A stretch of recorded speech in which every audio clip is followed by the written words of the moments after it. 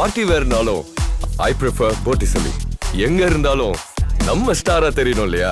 வெரைட்டியான colours, new designs, அதுக்கு மேல star look. The one and only Botticelli. Botticelli and Raphael, shirts and trousers. இந்தியாவில் உள்ள சுங்கச்சாவடிகளில் கட்டணம் வசூலிப்பதற்காக ஃபாஸ்டாக் டிஜிட்டல் முறை வரும் 1ஆம் தேதி முதல் கட்டாயமாகும் நிலையில் ஃபாஸ்டாகை எங்கு வாங்குவது, ஃபாஸ்டாக் மூலம் கட்டணம் செலுத்துவது எப்படி என்பது போன்ற விஷயங்களை இப்போது பார்க்கலாம். வரிசை கட்டி நிற்கும் வாகன நெரிசலில் இனி மணிக்கணக்கில் காத்திருக்க தேவையில்லை.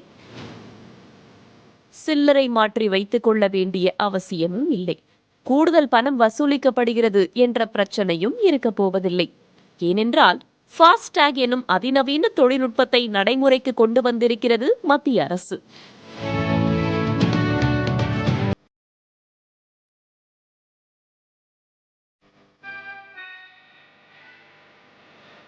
இந்த திட்டத்தின் மூலமாக டிஜிட்டல் முறையில் உங்கள் வங்கிக் கணக்கில் இருந்து சுங்க கட்டணம் வசூலிக்கப்படும்.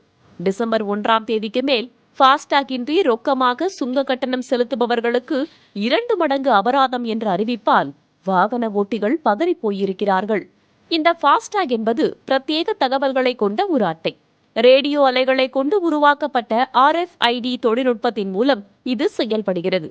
National payments corporation of India என்ற திட்டத்தின் மூலம் பாரத ஸ்டேட் வங்கி, HDFC, ICICI, Axis, Kotak Mahindra, Punjab national bank உள்ளிட்ட 23 வங்கிகளில் ஃபாஸ்டாகை பெற்றுக்கொள்ளலாம். அதில் HDFC, ICICI உள்ளிட்ட சில தனியார் வங்கிகள் இணையதளம் மூலமாகவே ஃபாஸ்டாகை பெற்றுக்கொள்ள ஏற்பாடு செய்துள்ளன. அது மட்டுமின்றி Paytm, Amazon போன்ற ஆப்கள் மூலமாகவும் இதனை வாங்க முடியும். வாகனத்தின் எண், உரிமையாளரின் பெயர் உள்ளிட்ட விவரங்களை நிரப்பிய பிறகு RC எனப்படும் பதிவு சான்றிதழை சம்பந்தப்பட்ட வங்கி இணையதளத்தில் அப்லோட் செய்ய வேண்டும். அதனுடன் வாடிக்கையாளரின் வங்கிக் கணக்கை இணைத்துவிட்டு கட்டணத்தை செலுத்தினால் போதும். ஃபாஸ்டாக் அட்டை அவர்களின் வீட்டுக்கே வந்து சேரும். அந்த அட்டையை உங்கள் காரின் முன்பக்க கண்ணாடியில் ஒட்டிக்கொள்ள வேண்டும். சுங்கச்சாவடியை கடந்து செல்லும் போது ஃபாஸ்டாகின் ரேடியோ அலைவரிசை மூலமாக வாகன ஓட்டியின் ஃபாஸ்டாக் கணக்கில் இருந்து தானாகவே கட்டணத்தை கழித்துக் கொள்ளும் வகையில் இத்திட்டம் உருவாக்கப்பட்டுள்ளது. இதனால் மக்களின் பொன்னான நேரம் மிச்சமாவதோடு பல்வேறு பிரச்சனைகள் தவிர்க்கப்படுவதால் ஃபாஸ்டாக் திட்டத்திற்கு நல்ல வரவேற்பு கிடைக்கும் என்றே எதிர்பார்க்கப்படுகிறது. புதிய தலைமுறைக்காக செய்தியாளர் பாலாவுடன் புனிதா பாலாஜி. டிசம்பர் 1ஆம் தேதி முதல் ஃபாஸ்டாக் என்ற கட்டாயமாகும் நிலையில் அந்த முறை எவ்வாறு செயல்படுத்தப்படும், எப்படி ஃபாஸ்டாகை பெறலாம் என்பது பற்றி இப்போது பார்க்கலாம். சுங்கச்சாவடிகளை கடக்கும் போது வாகன ஓட்டிகள் செலுத்த வேண்டிய கட்டணத்தை இணைய வழியில் மாற்றுவதே ஃபாஸ்டாக் முறை. டிசம்பர் 1ஆம் தேதியிலிருந்து இந்த முறை கட்டாயப்படுத்தப்படும் என மத்திய அரசு அறிவித்துள்ளது. சுங்கச்சாவடிகள் சில வங்கி கிளைகளில் விண்ணப்பித்து ஃபாஸ்டாகை பெறலாம்.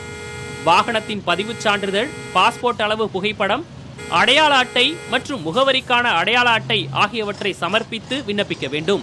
வங்கிகளை பொறுத்து 100 ரூபாய் முதல் 500 ரூபாய் வரை என கட்டணம் நிர்ணயிக்கப்பட்டுள்ளது. விண்ணப்பித்து ஃபாஸ்டாக் ஸ்டிக்கரை பெற்ற பிறகு கூகுள் பிளே மூலம் ஃபாஸ்டாக் செயலியை பதிவிறக்கம் செய்ய வேண்டும்.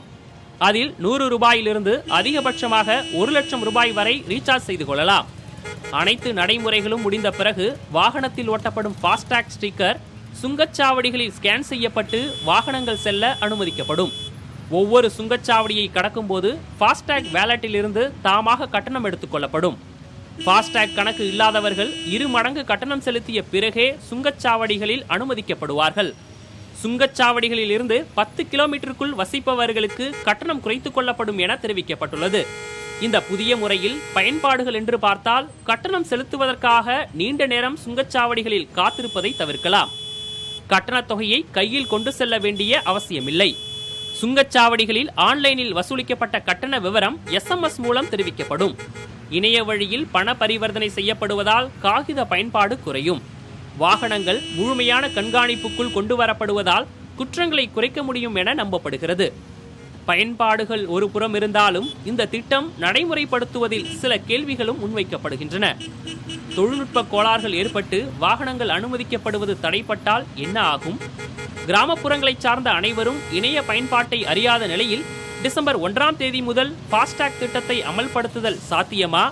இணைக்கப்பட்ட வங்கி கணக்கில் போதிய கட்டணத் தொகை இல்லை எனில் என்ன ஆகும் என்பன போன்ற சந்தேகங்களும் கேள்விகளாக முன்வைக்கப்படுகின்றன.